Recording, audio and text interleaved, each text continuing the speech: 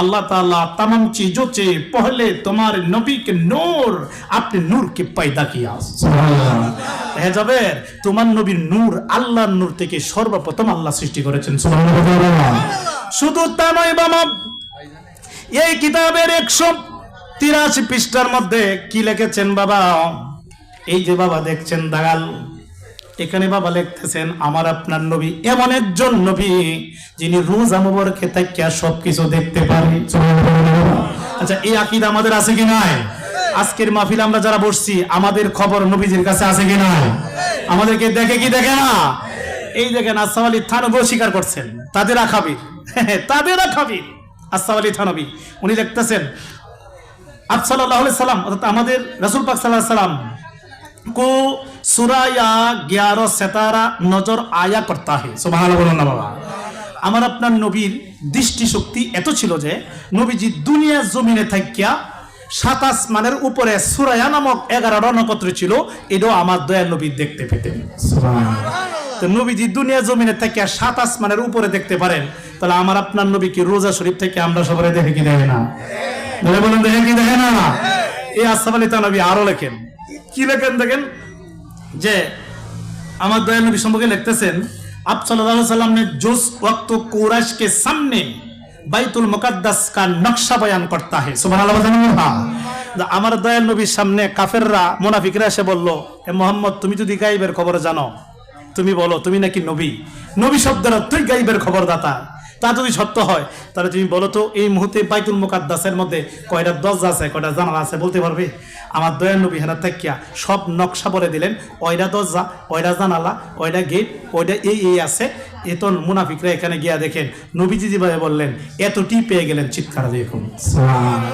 তাহলে বোঝা গেল আমার নবীজির কাছে কোনো কিছু গোপন নাই কথা ঠিক না বলে তো আজকের যে আলোচনার বিষয় হলো যেহেতু এটা 13 মাসের আমরা শানে বেলায়েতের উপর আমি আলোচনা করতে চাই রাসূল পাকের শান একটু আলোচনা করে নিয়েছি এখানে আমরা যারা বসছেন আমরা কি রিসালাতের পাশাপাশি বেলায়েতের পক্ষে আছে কি নাই আরে বাবা বেলায়েতের পক্ষে থাকবো না কেন আল বেলায়াতু জিল্লুন নবুওয়াত ফিকহে আকবর ইমামে আজমের লেখা ইমামে আজমের ফতোয়া সম্বলিত যে কিতাব ফিকহে আকবর এটার মধ্যে আছে এবং শরহে ফিকহে আকবর ইমাম মুল্লা আলী কারি রহমাতুল্লাহ লিখেছেন আল বেলায়াতু জিল্লুন নবুওয়াত বেলায়েত হলো নবুয়াতের ছায়া চিৎকার দিয়ে কোন সুবহানাল্লাহ যারা বেলায়েত মানবে না তাদের নবুয়াত মানা হবে না এখানে আমরা যারা বসছি আমরা কি ওলি আল্লাহদেরকে মানি কি মানি না কে মানি হাত তুলে দেখাই বাবা দেখি নারায়ে তাকবীর নারায়ে রিসালাত আহলে সুন্নাত ওয়াল জামাত রেসবিয়া দরবার শরীফ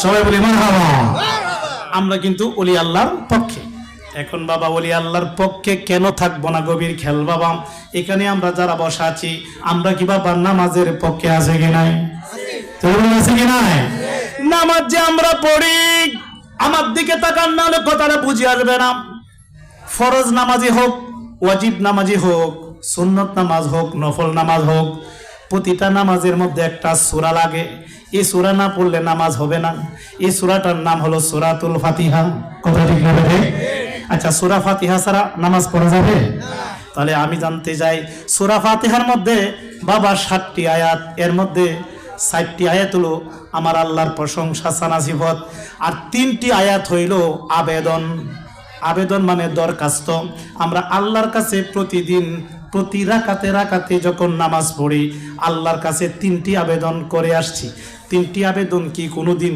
চিন্তা করছেন নেই নামাজ পড়তেছেন ঠিকই কিন্তু আল্লাহর কাছে আমরা আবেদন করতেছি দরখাস্ত করছি 3টা বিষয় প্রথম বিষয়টা হইল ইহদিনাস সিরাতাল মুস্তাকিম হে আল্লাহ আমাদেরকে সোজা পথে পরিচালিত করো সুবহানাল্লাহ কি বাঁকা পথে না সোজা পথে আমরা আল্লাহর কাছে আবেদন করতেছি হে আল্লাহ তোমার সালাতে তো দাঁড়াইছি কিন্তু আবেদন একটাই আমাদেরকে সোজা পথে পরিচালিত করো তাহলে আল্লাহর পথে অনেক বাঁকা পথ আছে কিন্তু আমরা চাচ্ছি সোজা পথ সিরাতুল মুস্তাকিম এরপরে আরেকটা হইল সিরাতাল লাযিনা আনআমতা আলাইহিম হে আল্লাহ তাদের প্রতি আমাদেরকে পরিচালিত করো যাদেরকে তুমি আল্লাহ নিয়ামত দান করেছো এখানে এই চিকন কথা আমার দিকে তাকান চিকন কথা হইল আমরা কিন্তু আল্লাহর পথ চাই নাই আল্লাহর পথে থাকতে চায় নাই।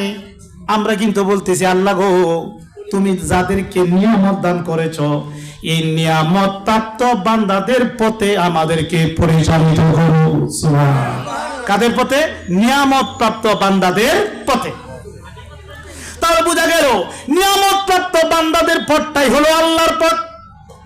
এখন নিয়ামত প্রাপ্ত বান্দাদের পথ কোনটি? নিয়ামত প্রাপ্ত বান্দা কারা? অর্থাৎ যাদের উপর আল্লাহ নিয়ামত দান করেছেন ওরা কারা? ইরার ব্যাখ্যা সূরা নিসাতে আমার আল্লাহ করেছেন, আনআমাল্লাহু আলাইহিম মিনান নাবিয়িনা ওয়াস সিদ্দিকিনা ওয়াস শুহাদাই ওয়াস সলিহিন। ৬ শ্রেণীর মানুষের উপর আল্লাহ নিয়ামত দান করেন, নবী, সিদ্দিক, শহীদ এবং ওলিগণ। চিৎকার দিয়ে কোন সুবহানাল্লাহ। কোরআন বিল কোরআন, কোরআনের ব্যাখ্যা আবার কোরআন দ্বারা আল্লাহ ব্যাখ্যা করেছেন যে আমি নিয়ামত দান করি ৪ শ্রেণীর লোকের উপর, নবীগণ, সিদ্দিকগণ, শহীদগণ এবং ওলিগণ। এখন নবীগণ তো নাই, খাতামুন নবীন, শেষ নবী। আমার নবীর পরে কি নবী আসবে? নবী সিদ্দিক নাই, এখন হলো বেলায়েতের যুগ, ওলি আল্লাহর যুগ। কথা ঠিক না? তাহলে ওলিদের উপরে আল্লাহ নিয়ামত দান করেন। তাহলে বোঝা গেল ওলি আল্লাহর পথটাই হলো সিরাতুল মুস্তাকিম, আল্লাহর নিয়ামতপ্রাপ্ত বান্দাদের পথ। ওলি আল্লাহর পথটাই হলো আল্লাহর নিয়ামতপ্রাপ্ত বান্দাদের পথ, নিয়ামতপ্রাপ্ত বান্দাদের পথটাই হলো সিরাতুল মুস্তাকিম। সুবহানাল্লাহ। এখন বাবা, পাকিস্তানের আহমদ শফি, এই বাংলাদেশের যত কওমি জামা আছে তাদের মাথার তাজ, যে তাফসিরটাকে তারা খুব গুরুত্বের সাথে গ্রহণ করে, এই তাফসিরটার নাম তাফসিরে মাজাহারি, না তাফসিরে মারিফুল কোরআন। তাফসিরে মারিফুল কোরআন, এই তাফসিরের মারিফুল কোরআনের ৭ পৃষ্ঠার মধ্যে লেখেন সিরাতুল মুস্তাকিম রাস্তা কোনটি। উনি ব্যাখ্যা করেছেন সিরাতুল মুস্তাকিম রাস্তাটা হইল আউলিয়াদের রাস্তা। ওলি আল্লাহর রাস্তাটাই হলো সিরাতুল মুস্তাকিম। তাহলে বাবা, এখানে কাদরিয়া তরিকার লোক আছেন, চিশতিয়া তরিকার লোক আছেন, নকশবন্দিয়া তরিকার লোক আছেন, মুজাদ্দিদিয়া তরিকার লোক আছেন। ৪টা রাস্তা ৬ জন আল্লাহর ওলি বানাইছি। কথা ঠিক না? তাহলে উনি বলছেন, ওহাবিদের গুরুরাও বলছেন যে আউলিয়াদের পথটাই সিরাতুল মুস্তাকিম। তাহলে যারা আমরা কাদরিয়া পথে আছি, যারা আমরা চিশতিয়া তরিকায় আছি, যারা নকশবন্দিয়া তরিকায় আছি, মুজাদ্দিদিয়া তরিকায় আছি, ৪টা পথ হলো সিরাতুল মুস্তাকিম। চিৎকার দিয়ে কোন সুবহানাল্লাহ। তাহলে আমরা যারা কাদরিয়া তরিকার নৌকায় উঠেছি, চিশতিয়া, নকশবন্দিয়া, মুজাদ্দিদিয়া তরিকার নৌকায় উঠেছি, এই নৌকা বাবা ঝড় তুফানে ডুবাইতে পারবে না। যারা তরিকায় নৌকায় উঠেছেন তারা নিয়ামত প্রাপ্ত বান্দাদের নৌকার মধ্যে উঠেছেন, নিয়ামত প্রাপ্ত বান্দাদের রাস্তার মধ্যে অতিক্রম করছেন, এই নৌকা ডুববে না। এই নৌকাগুলো আপনাদেরকে আল্লাহ পর্যন্ত পৌঁছে দিবে। চিৎকার দিয়ে কোন সুবহানাল্লাহ। তাহলে আমরা তরিকা ভিত্তিক জীবনযাপন করার মতো সুযোগ করে দেওয়ায় আমরা সবাই খুশি না বেজার? তাহলে সবাই আল্লাহ পাকের দরবারে শুকরিয়া আদায় করে চিৎকার দিয়ে বলে আলহামদুলিল্লাহ। এখন বাবা অনেকে বলেন যে রেজবিরা, সুন্নিরা মাজারে গিয়ে পয়রা থাকে, ফিরের দরবারে পয়রা থাকে। হ্যাঁ হ্যাঁ, আমরা কেন ওলি আল্লাহর মাজারে যাই? নিশ্চয়ই এটার কারণ আছে। কেন আমরা ওলিদের সাথে সম্পর্ক রাখি? এটার কারণ আছে।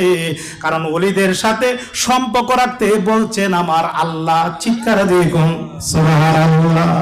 আমরা আল্লাহর হুকুম পালন করার জন্য আমরা পীর মুর্শিদের কাছে যাই, ওলি আল্লাহর কাছে যাই। দলিল সূরা তাওবা আয়াত নম্বর 119 আমার আল্লাহ বলেন ওয়া কুনু মাসাদিকিন। আমার আল্লাহ বলেন যে সত্যবাদী যারা তাদের সঙ্গী হও। এখন বলুন তো আল্লাহর ওলিরা কি মিথ্যাবাদী না সত্যবাদী? এখন আল্লাহ বলছে তোমরা সত্যবাদীদের সঙ্গী হও। তাহলে আল্লাহর ওলিদের সঙ্গ নিতে বলছেন কে? এখন আমরা কি ওলিদের সাথে সত্যবাদীদের সঙ্গে সম্পর্ক রাখতে চাই কি চাই না? শুধু তা নয় বাবা, জগৎ বিখ্যাত সুফিদের লিডার, সুফিদের সুলতান, সুফিদের বাদশাহ, যার নাম জালালউদ্দিন রুমি রহমাতুল্লাহ আলাইহি, মুস্তফি শরীফের মধ্যে লিখছেন আগার কাহি হাম নশুনি বাকুদা গুণ শুনো তোর হুজুরে আল্লাহ। তোমরা যদি আল্লাহর দরবারে বসতে চাও আর লেট না করে ওলি আল্লাহর দরবারে বইসা পড়ো। ওলি আল্লাহর দরবারটাই হলো আল্লাহ পাকের দরবার। ওলি আল্লাহ দরবারে যদি আপনারা যান, লাভ কি? লাভ উনি বর্ণনা করেছেন মুস্তফি শরীফের মধ্যে। কি লাভ হবে? এক জামানা সহবতে বা আউলিয়া ভেতরে আসলে তার বেরিয়া। কেউ যদি ওলি আল্লাহর মাজারের পাশে ওলি আল্লাহর সামনে কেউ বসলো, যতক্ষণ সময় বসবে প্রতিটা মুহূর্তে মুহূর্তে তার আমল নামার মধ্যে 100 বছরের মাকবুল ইবাদত লেখা হইবে। তাহলে আমরা কি বাবা ওলি আল্লাহর সাথে সম্পর্ক রাখতে চাই কি চাই না? তুমি বলেন চাই কি চাই না? এখন আমরা মাজারে কেন যাই? ওরা তো মাজার শব্দের অর্থই জানে না। এখন একটা দল বাড়িছে এরা মাজার ভেঙেছে, কথা ঠিক না বলে? আমরা কি দরগা মাজারের পক্ষে আছে কি নাই? ওরা মাজার শব্দের অর্থই জানে না। মাজার শব্দটা ফার্সি, মাজার শব্দের বাংলা হলো জিয়ারতের স্থান। চিৎকার করে সুবহানাল্লাহ। কিসের স্থান? আচ্ছা বলুন তো বাবা, মাজারের মাঝে কি পূজা হয় না জিয়ারত হয়? তো যারা বলে মাজারে পূজা হয় এরা কি সত্যবাদী না মিথ্যাবাদী? আমরা কি মাজারে গিয়ে পূজা করি না জিয়ারত করি? তো মাজার শব্দের অর্থ তো জিয়ারতের স্থান, এবং কি জিয়ারতের স্থান? অধিক জিয়ারতের স্থান, যেখানে মাজারের মাঝে জিয়ারত হইতেই থাকে দিনে রাতে 24 ঘন্টায়।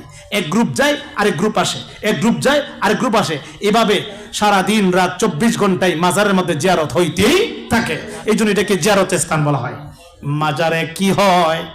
মাজারে কোরআন তালাওয়াত হয়, কথা ঠিক না? মাজারে কি হয়?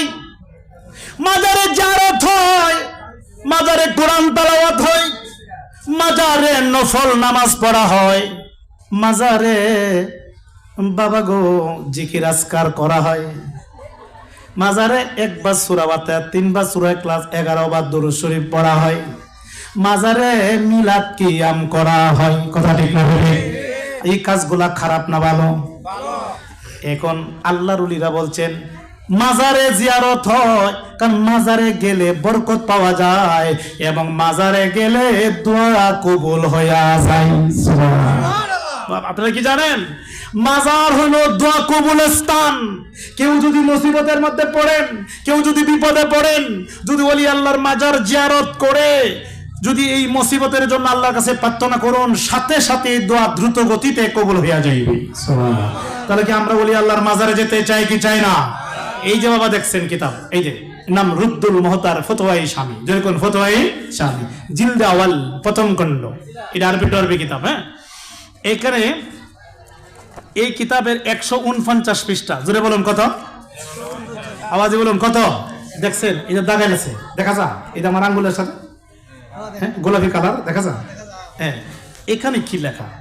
তো গভীর খেয়াল, এটা ইউটিউবে যাবে, এটা আওয়াজ দিতে হবে। এখানে ইমাম শাফির নাম কি আপনারা শোনেন নাই বাবা? ইমাম শাফি। আমরা এখানে যারা বসছি আমরা কি মাযহাব মানি কি মানি না? হানাফি, শাফি, মালিকি, হাম্বলি, মাযহাব কয়টি? 4টি। এই 4টি মাযহাব মানা হলো ওয়াজিব, কিন্তু অনুসরণ করতে হবে একটাকে, কথা ঠিক না? ঠিক। আমরা 4 মাযহাব মানি কিন্তু অনুসরণ করি হানাফি মাযহাবকে না। বাবা এখানে কিছু দলিল ভিত্তিক আলোচনা হচ্ছে, কিচ্ছা কাহিনী আমিও জানি। এখন দলিলের প্রয়োজন, নাহলে বাতালটা বলবে এরা শুধু কিচ্ছা কাহিনী গা, গান গজল গায়ে সময় নষ্ট করে, দলিল দেনা। এই কারণে আমরা বুঝা দিতে চাই বাতিলদেরকে, সুন্নি আলেমরা একটা কথা দলিল ছাড়া কথা বলে না, কথা ঠিক না? আমরা যে আমলগুলা করি প্রত্যেকটা আমলের পক্ষে দলিল আছে কিনা এটা দেখাই দিতে চাই তাদেরকে। এই রুদ্দুল মুহতার ফতোয়ায়ে শামী তোমরা মানো আমরা মানি। ফতোয়ায়ে শামী খোলো, জিলদে আওয়াল প্রথম খণ্ড, মুকাদ্দমার মধ্যে হাদিস খানা তুলে যাচ্ছেন ইমাম শাফি। আবু হানিফা রাহমাতুল্লাহকে কোটি কোটি লোক অনুসরণ করে, ইমাম শাফিকেও কোটি কোটি মানুষ অনুসরণ করে, কথা ঠিক না? ঠিক। শাফি মাযহাবের লোক কি আছে না? সঠিক। ইমাম শাফি আল্লাহর ওলি, উনি কি বর্ণনা করে শুনেন? ক্বালা ইন্নী লা আতাবাররাকা বি আবি হানিফা ওয়া আজিজু ইলাল কবর। সুবহানাল্লাহ বাবা। ইমাম শাফি বলেন আমি হযরত আবু হানিফা রাহমাতুল্লাহ মাজার থেকে আমি বরকত হাসিল করি। আর জোরে কোন সুবহানাল্লাহ। কি হাসিল করে? তাহলে এই দলিল থেকে প্রমাণিত হয় ওলি আল্লাহর মাজারে কি গজব না বরকত? বরকত। উনি বলেন আমি ওলি আল্লাহর মাজার থেকে বরকত হাসিল করি। কে বলতেছেন? ইমাম শাফি। ইমাম শাফি কি তোমরা মানো? ইমাম শাফিকে কোটি কোটি মানুষ অনুসরণ করে, উনি একটা মাযহাবের ইমাম। ইনি বলতেছেন আমি আবু হানিফা রাহমাতুল্লাহ মাজার থেকে আমি শাফি বরকত হাসিল করি। শুধু বরকতই নয়, ফাইজা আরাদাতলি হাজ্জাত সাল্লাইতু রাকাতাইনি, যখন আমি বিপদে পড়ে যাই, মুসিবতে পড়ি। কে বলতেছেন? ইমাম শাফি। যখন আমি মুসিবতে পড়ি, আমি বিপদে পড়ি, তখন আমি কি করি? ইমাম আবু হানিফা রাহমাতুল্লাহ মাজারে গিয়া 2 রাকাত নফল নামাজ পড়ি। সুবহানাল্লাহ। নামাজ পড়ে ওয়া সাআলতুল্লাহি তাআলা, এবং আমি আল্লাহ পাকের কাছে প্রার্থনা করি, আল্লাহ পাকের কাছে আমি চাই। চাওয়ার পরে কি হয়? ফা তাকাদি সারিয়ান, সাথে সাথে আমার মনোবাঞ্ছা পূরণ হইয়া যায়, অর্থাৎ আমার মুসিবত দূর হইয়া যায়। তাহলে এই দলিল থেকে কি প্রমাণিত হইল? ওলি আল্লাহর মাজারে মুসিবতে পইরা কেউ যদি দোয়া করে, এই দোয়াটা কবুল হয় কি হয় না? তাহলে আমরা কি ওলি আল্লাহর সাথে সম্পর্ক রাখতে চাই কি চাই না? কে কে চাই? আবার হাত তুলে দেখেন বাবা দেখি। নারে তাকবীর, নারে রিসালাত, আহলে সুন্নাত ওয়াল জামাত, সবাই বলি মারহাবা। আচ্ছা, এখন আমরা যে ওলি আল্লাহর মাজারে গেলে বরকত হাসিল হয়, ওলি আল্লাহর মাজারে গেলে হ্যাঁ ওনার রুহানি তাওয়াজ্জুহ ফয়েজ পাই, এখন আমাদের আকীদা কি বাবা? আমার নবী, আমাদের আল্লাহর ওলিগণ কি মরা না জিন্দা? ওলিগণ মরা না জিন্দা? আমি 3 দিন আগে বরিশালে ওয়াজ করেছিলাম, যখন আমি বলছিলাম যে সেজদা করা জায়েজ নয়, যে ওরা তো কবরে সেজদা করে, আমি কি না, সেজদা করা জায়েজ নয়, কিন্তু কদম বসি করা জায়েজ। সেজদা করা হারাম, সিজদা করা শিরিক, কিন্তু কদম বসি করা সুন্নতে সাহাবা, কদম বসি করা মুস্তাহাব। চিৎকার দিয়ে কোন সুবহানাল্লাহ। পরে ওরা বললো হ্যাঁ, অনেক আলেম ওলামা ছিল, ওরা বললো হ্যাঁ কদম বসি মানি, মুস্তাহাব হিসাবে মানি, তবে এটা তো জিন্দা লোকদের জন্য। কেউ যদি, যেমন হতো স্বামীতে আছে, কেউ যদি মা বাপের পায়ের মধ্যে চুমা দিল, সে জান্নাতের সোকারের মধ্যে চুমা দিল। আমরা কি মা বাপ, উস্তাদ, পীর মুর্শিদের পায়ে চুমা দিতে চাই কি চাই না? এটা কদম বসি মুস্তাহাব। ওরা বললো হ্যাঁ কদম বসি মানি, কিন্তু এটা তো জিন্দা লোকের জন্য, কিন্তু মরা লোকের জন্য না। তো এই কবরবাসী তো মারা গেছে, তো এখানে কিসের কদম বসি? আমি কই না, উনি তো একজন শাহ সুফি আল্লাহর ওলি, আল্লাহর ওলিরা মরে না। বলুন, আওয়াজে বলুন, আল্লাহর ওলিরা কি মরা না জিন্দা?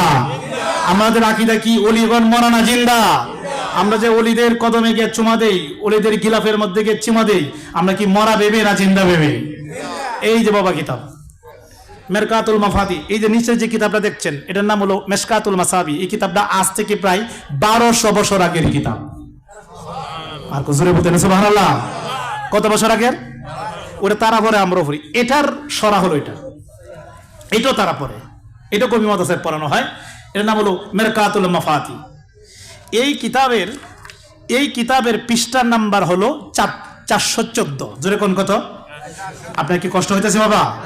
তা আমার কথাগুলো কিন্তু বুঝতে একটু আওয়াজ দিতে হবে। আমি জানি এখানে জ্ঞানী শ্রোতা, কারণ সবার চেহারার মধ্যে একটা হাসি হাসি ভাব দেখতে পাচ্ছি। এটার কারণ হলো আপনাদের প্রত্যেকের চেহারার মধ্যে আমার দয়াল নবীর নূর রয়েছে। আমরা নবীকে নূর মানে কি মানি না? তাই একটু আওয়াজ দিয়ে সহযোগিতা করতে হবে। এই কথাগুলো যারা না আসলো তারা দূর থেকে শুনতেছে। অনেক লোক এখানে আছেন, কনফিউজ থেকে দূর হয়ে যাবেন। 414 পৃষ্ঠা, জোরে বলেন কত পৃষ্ঠা? 414 পৃষ্ঠার মধ্যে এই কথাটা ইমাম মোল্লা আলী কারি রহমাতুল্লাহ এই কৌলটা উনি তুলে ধরেছেন মেরকাতুল মাফাতির মধ্যে। এই দেখেন লাল কলম দাগাল আছে, দেখেন দাগাল, দেখছেন সবাই? এই যে ইন্টারনেটে যাবে, এটা কিন্তু এটা দেখছি তাদেরকে আঙ্গুল দিয়ে দেখা দিতেছি, মানে না তো আঙ্গুল দিয়ে দেখা দেই। দেখ সুন্নি আলেমরা যা আকীদা পোষণ করে, একটা দলিল ছাড়া নয়, দলিল আছে। কথা ঠিক না? আমরা যে ওলিগণকে জিন্দা ওলি মানি, এটার পক্ষে দলিল আছে কি না? এটা তো বুঝাইতেছি, আঙ্গুল দাদা হাইতাছি। দেখো তোমরা হুজুরত এগুলি দেখা না, পড়াই ঠিকই। দেখেন এখানে ইন্নাল্লাহ হারামা আলাল আরদি আন তাকুলা আসজাদাল আম্বিয়ায়ে ফান্নাবিউল হাইয়ু ইরজাকুন। এই হাদিসের ব্যাখ্যায় আরেকটা কোল উনি তুলে ধরেছেন ইমাম মোল্লা আলী কারি রহমতুল্লাহ আলাই। কোলটা হলো আউলি আল্লাহ। উনি লিখতেছেন নবীগণ তো জিন্দাই, নবীগণের পাশাপাশি অলিগণও জিন্দা। সুবহানাল্লাহ। নবীগণ জিন্দা, এটা কিন্তু তারা মানে নবীগণ জিন্দা, এতদিন তারা মাইনা নিছে। এখন কওমি আলেমরা নবীগঞ্জে জিন্দা এটা মাইনা নিছে, তো ধন্যবাদ, সঠিক জিনিসটা মেনে নেওয়াই, কিন্তু এটা মানে না। এখন উনি এই হাদিসের ব্যাখ্যা করতে গিয়ে উনি বলতেছেন নবীগণ তো জিন্দাই, এমনকি আল্লাহর অলিগণও জিন্দা। উনি বর্ণনা করছেন আউলিয়াল্লাহি লা ইয়ামুতুনা। সুবহানাল্লাহ। দেখেন আউলিয়াল্লাহি লা ইয়ামুতুনা, অর্থাৎ আল্লাহর অলিগণ মরে না, আল্লাহর অলিগণ ওরা জিন্দা। এরপরে তাদের ইন্তেকালটা কেমন? উনি মনে করছেন এন্তাকিলুনা মিনাদ দার ইলাদ দার। একজন আল্লাহর অলির মরণ হলো এক গর্তে আরেক ঘরে যাওয়া, যেমন একজন আল্লাহর অলির মরণ হলো তেমন। চিৎকার দেখুন সুবহানাল্লাহ। তাহলে অলিগণ মরে না, এরা এক গর্তে আরেক ঘরে যাওয়ার মতন। একজন আল্লাহর অলি দুনিয়াতে যেমন শাহানশাহ,